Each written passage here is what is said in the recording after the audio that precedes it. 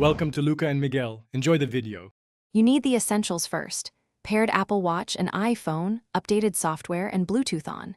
Open the fitness app on your iPhone and begin. When prompted, grant health and motion and fitness access so the app can read workouts, heart rate, and steps. Once done, sign into the app account. Make sure the same Apple ID is active on both devices. This gets data flowing and authorizes sensors, so the app can log your activity accurately from the watch. Next, you configure how the app and watch talk. In App Settings, choose Apple Watch as the primary device and pick which workout types to sync. On the watch, enable background app refresh and wrist detection to let sensor data stream continuously.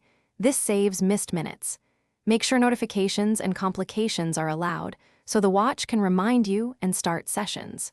If you use zones, calibrate heart rate and GPS by running a short, outdoor 10-12-minute session with your phone present.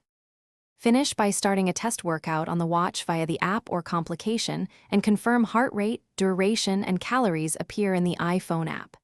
If data doesn't sync, restart both devices, check Bluetooth and health permissions, then reauthorize the app. Once you've tried that, reinstall the app. If problems persist, unpair and repair the Apple Watch.